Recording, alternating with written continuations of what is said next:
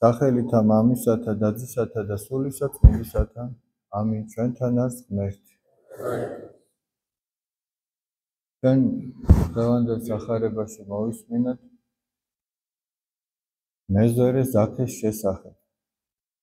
თქვენ ეს ძალიან კარგად იცით, მით უმეტეს მათ, ვინც სახარებას კითხულობთ. მაგრამ კიდევ ერთხელ გავიხსენოთ, ესე იგი. მაცხოვარი მიდის ქალაქ იერიქონში. ამ იერიქონში ცხოვრობდა კაცი სახელად ზაქე. ეს ზაქე იყო მეზორეთა მთავარი, მებაჟეთა მთავარი.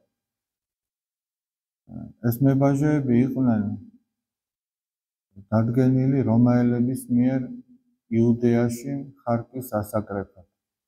ესენიც იუდეველები იყვნენ. და ძირითადად ეს იყვნენ ისეთი ადამიანები, ვინც იყვნენ მთავრობის მოყვარე, სიმდიდრის მოყვარე, ძალაუფლების სისასტიკით გამოირჩეოდნენ და თავის დამონებულ და ესე იგი დაპყრობილ მოსახლეობაში ხარკის აკრებას ეწეოდნენ არასამართლიანად. არასამართლიანად იმიტომ, რომ დაწესებულ მეტს თხოვდნენ ადამიანებს. რაც დაწესებული იყო, ის რომ გამოერთოთ, ამაში ცუდი არაფერი არ იქნება. იმიტომ რომ რა მნიშვნელობა ექნებოდა იუდეველისთვის, რომაელი მოვიდოდა და გამოართმევდა, თუ თავისიანი მოვიდოდა, პირიქით თავისიანი უფრო სიყვარულით არ მოვიდოდა, წესიერ სიტყვას მაინც ეთყოდა, ვიდრე რომაელი, მაგრამ მათი დანაშაული ის იყო, რომ უფრო მეტს ართმევდნენ, ვიდრე ეს დაწესებული იყო. ამიტომ ისინი ხალხს არ უყვარდა. იმდენად არ უყვარდა, რომ მათთან საუბარსაც კი ცოდვად თვლიდა. და ესე იგი, ყველაზე უკანასკნელი ადამიანი რომ გინდოდა, რომ დაგეხასიათებინა, იტყოდი, რომ როგორ მეზორესავით იქცევიო. მეზორე იყო ყველაზე უფრო დაბალი საფეხური, რაც შეიძლება გეთქვა ადამიანისთვის შეურაცხყოფა მიგეყენებინა, არის ყველაზე ზნედაცემული ადამიანი. და ამათი უფროსი იყო ეს მეზორე ზაქე. და როდესაც მათთან მიდის მაცხოვარი, ამ ზაქეს უნდა მაცხოვრის ნახვა. და ხალხის სიმრავლის გამო ვერ ხედავს შორიდან. ახლოსაც ვერ მიდის, რადგან ხალხი ბევრია და შორიდანაც ტანდაბალია და ვერ ხედავს. ამიტომ გაიქცევა და იმ ბილიკთან ახლოს არის ლეღვის ხე, სადაც მაცხოვარმა უნდა გაიაროს და ამ ლეღვის ხეზე აძვრება, რომ აქედან მაინც დაინახოს. და მაცხოვარი მიდის მასთან და ეუბნება, ზაქე, ჩამოდი ძირს, რადგან შენ სახლში უნდა შემოვიდე. შენ სახლში არის საჭირო ჩემი შემოსვლა. და როდესაც ზაქე შეიყვანს თავის სახლში, მაცხოვარს ეუბნება ასეთ სიტყვებს. უფალო, ჩემი შემოსავლის ნახევარს გლახაკებს დაურიგებ. და თუ ვინმეს რამე წავართვი, 4 მაგათ უკან დაუბრუნებ. და მაცხოვარი ამბობს, დღეს თხონდა ეს სახლი, დღეს მიიღო მადლი ამ სახლმა. რადგან ესეც აბრაამის შთამომავალია და ძე კაცისა, ანუ თავის თავზე ამბობს, მოვიდა ქვეყნად, მოძიებად და ცხოვრებად წარწმუნებულისაო, რომ ასეთი დაღუპულები ეპოვა და ეცხონებინა. ახლა მოდი შევხედოთ, განვიხილოთ ამ მდგომარეობას. როდის თქვა მაცხოვარმა ზაქეს სახლზე, რომ ცხონდა ეს სახლი, მადლი მიიღო ამ სახლმა, როდესაც ზაქე ნანობდა თავის ცოდვას. ახლა მაგალითად, კაცმა რო თქვას ხორციელი გაგებით, ზაქეს ყველაფერი ჰქონდა, მდიდარი იყო, მაგრამ მაინც მოუსვენრობა ჰქონდა, მაინც ის არ ჰქონდა, რაც ყველაზე მთავარი. ჰქონდა ყველაფერი მატერიალურად, მაგრამ შიგნიდან არ არის მოსვენებული, თორემ მას მაცხოვრის ნახვა სულაც არ დაჭირდება.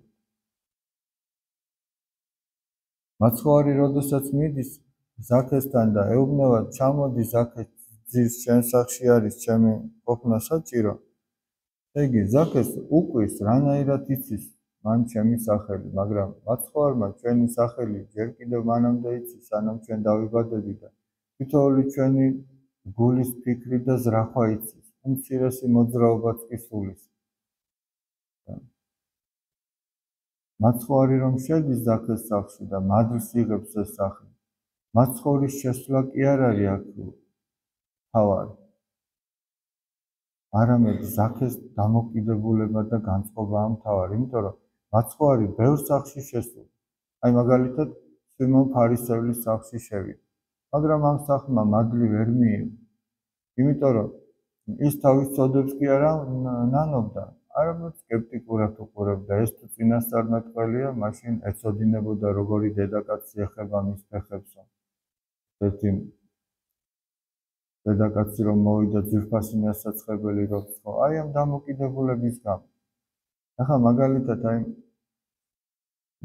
ყოფილა შემთხვევა, რომ ადამიანი შეხებია მაცხოვარს, მაგრამ ვერ განკურნებულა, ვიღაც შეეხო და განიკურნა. აი როგორ ეხები, როგორი განწყობა გაქვს, როდესაც ის ჩვენთან მოდის, აი ამას აქვს ძალიან დიდი მნიშვნელობა. ახლა სხვათა შორის ეს საკითხავი სახარებისა იკითხება ხოლმე ოჯახის კურთხევის დროს, სახლის კურთხევის დროსთან. ჩვენი სახლი როდის იქნება მადლიანი, როდის იკურთხება ღვთისაგან, როდესაც ჩვენ გვექნება ისეთი განწყობა, როგორიც ჰქონდა ზაქეს.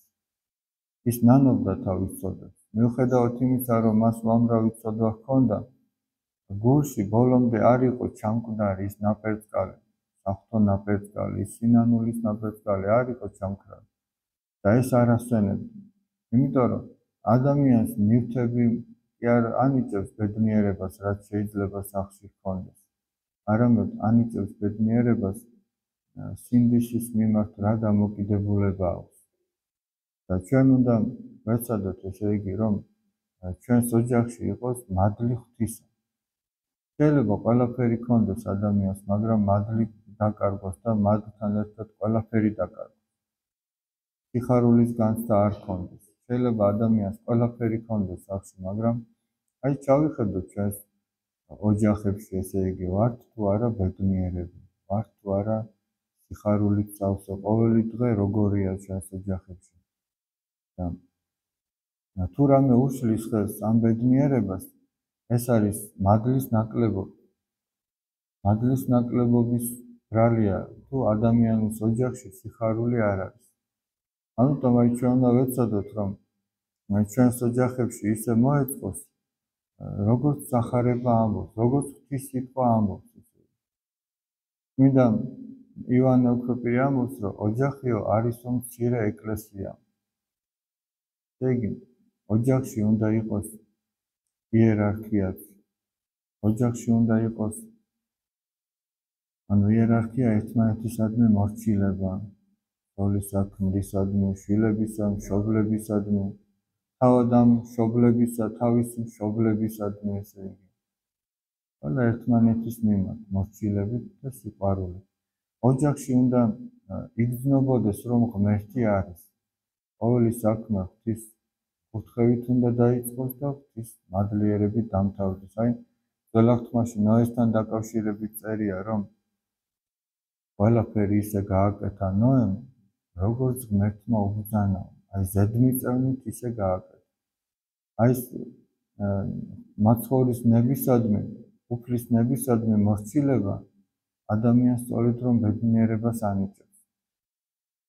და თუ სადღაც რაღაც შეცდომები ხდება, იქ ადამიანი უნდა ნანობდეს თავის ცოდებს. და რაც უშლის ოჯახში ბედნიერებას ხელს, რაც გვიშლის, ეს არის ჩვენი უნებები, ჩვენი არასწორი დამოკიდებულება ერთმანეთთან. ჩვენ ხშირად თავს ვიმართლებთ ოჯახის წევრების მიმართაც, სხვების მიმართაც, და ამ დროს მადლი იკარგება. და ზაქეს არ დაუწყია თავის მართლება. ზაქეს არ უთქვამს, რომ მე ამის გამო გავაკეთე, მე იმის გამო გავაკეთე. არამედ ზაქე მხოლოდ ნანობდა თავის ცოდებს. ამიტომაც იყო, რომ მან მადლი მიიღო ღვთისაგან, მის ოჯახმა მადლი მიიღო ღვთისაგან. ჩვენ აი ხშირად გაგვიგონია ხოლმე, რომ აი სახლი უნდა შევაკეთო და მერე იქნება სახლი ვაკურთხო. სახლი როგორც არ უნდა შეაკეთოს ადამიანმა, სულ თანამედროვე გააკეთოს ყველაფერი, რა. თუ იქ ადამიანებმა არ შეაკეთეს თავისი სული და გული, მარტო ის სახლის შეკეთება, კედლების შელესა თუ ნივთების შემოტანა ოჯახში არ არის წინაპირობა სახლის კურთხევის, ოჯახის კურთხევისა და თითოეული ოჯახი, თითოეული სახლი ნაკურთხი უნდა იყოს, სადაც ქრისტიანი ცხოვრობს. არის შემთხვევები, რომ ადამიანი შეიძლება წლები ცხოვრობდეს ეკლესიურად, მაგრამ არ აქცევდეს ამას ყურადღებას. არადა ეს ყურადღება მისაქცევია. უნდა ნაკურთხი იყოს სახლი. უნდა ადამიანი ამ სახლში ლოცულობდეს, მარხულობდეს. სეფისკვერი უნდა მიჰქონდეს ადამიანს ტაძრიდან და სახლში პატარ-პატარა ნაწილებად ჰქონდეს, ამას იღებდეს უზმოდ. იმ დღეებში, როდესაც არ ეზიარება, ამ სიწმინდის გარეშე არ უნდა იყოს. ნაკურთხი წყალი ყველა ოჯახშია, მაგრამ შეიძლება ისე გავიდეს წელიწადი, რომ ადამიანმა ნაკურთხი წყალი არ მიიღოს დილის როცის შემდეგ. დაბა მაშინ რისთვის უნდა ეს ნაკურთხი წყალი? უბრალოდ თუ ჩაეთვალა, რომ ნათლისღებას წაიღო? უნდა ადამიანმა ეს გამოიყენოს, იმიტომ რომ ეს სიწმინდეები ჩვენ და ამ სიწმინდეებთან ჩვენ სწორი დამოკიდებულება და ურთიერთობა ჩვენ გვეხმარება, რომ სულიერად მყარად ვიდგეთ ფეხს. ეს ჩვენ გვჭირდება. და ადამიანმა თავის თავს არ უნდა მოაკლოს, არც ეს არ უნდა მოაკლოს, არც სახლის კურთხევა არ უნდა მოაკლოს. აი მაგალითად, დიდ კურთხევანში რო ჩაიხედოთ, იქ თითქმის ყველაფრის კურთხევა არსებობს.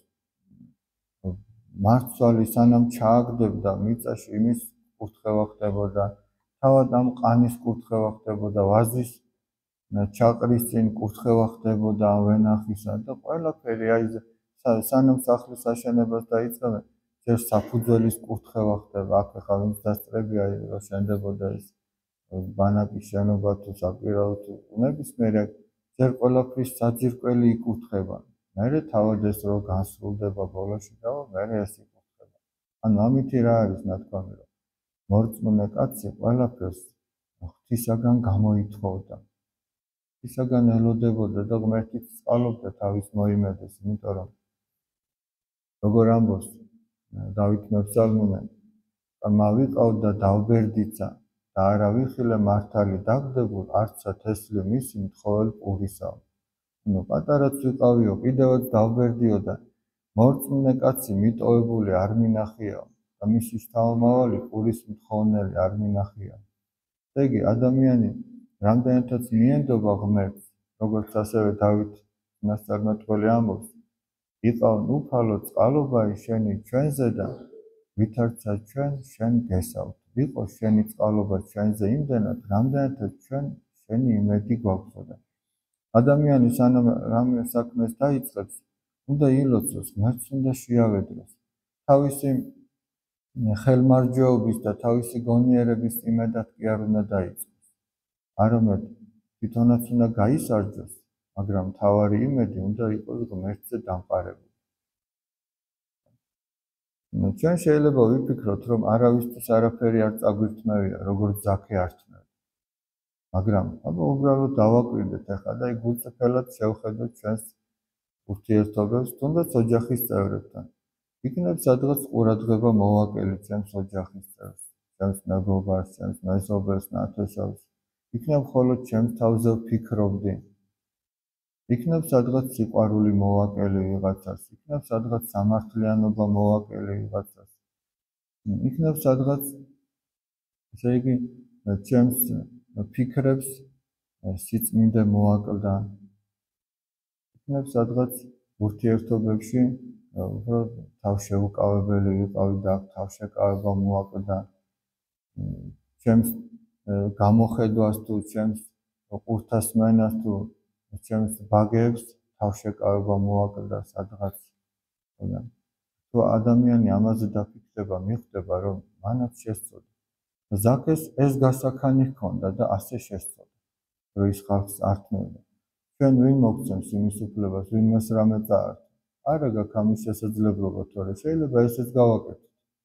სადაც იმის გაკეთება შეგვიძლია, რომ ვიღაცას უხეშად ვეუბნებით, ამის უფლება გვაქვს, თითქოს ვფიქრობთ, რომ გვაქვს და შეგვიძლია. იმის ზაქეს ადგილზე რო ყოფილიყავით, შეიძლება ზაქეზე უარესი ჩვენ გვექ. ამიტომ ჩვენ ვერ ვიტყვით, რომ იმან შესწოდა და იმან იმიტომ მოინანია.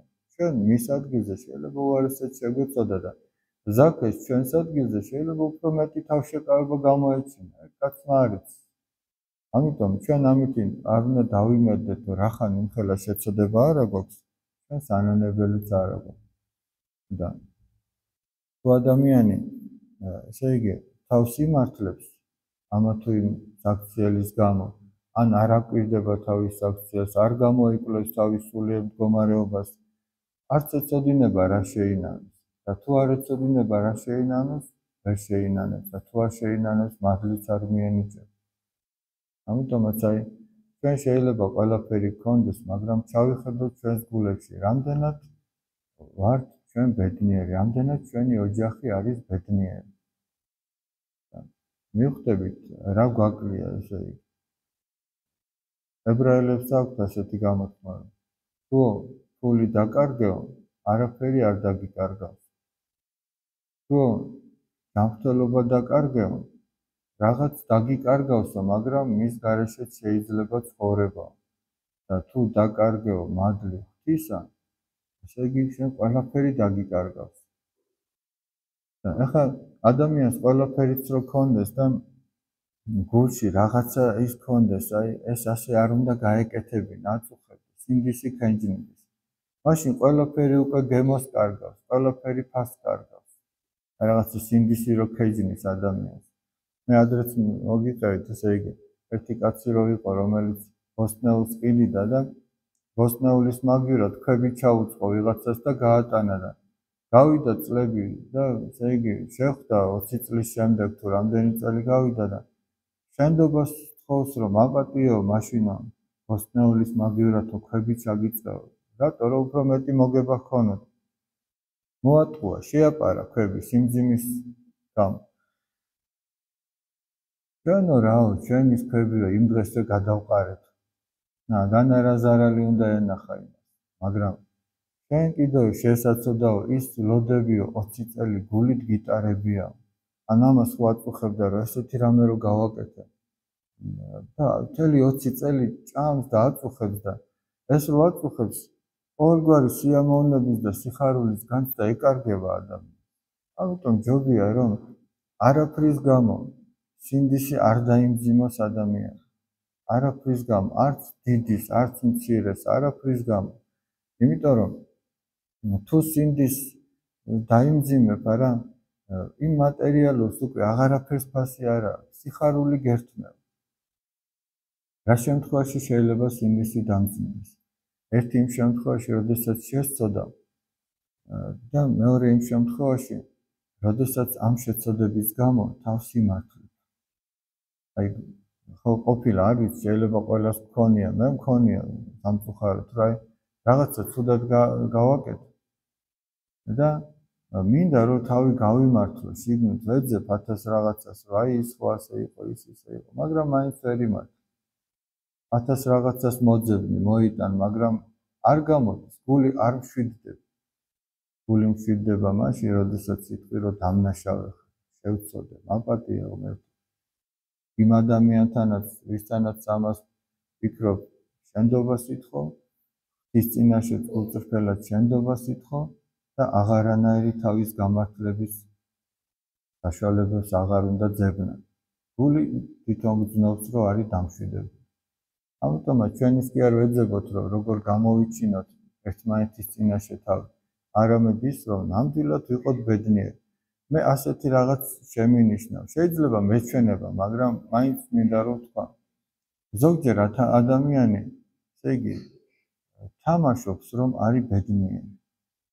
აი მაგალითად, ეს დღეს ხო სოციალური ქსელების ეპოქა.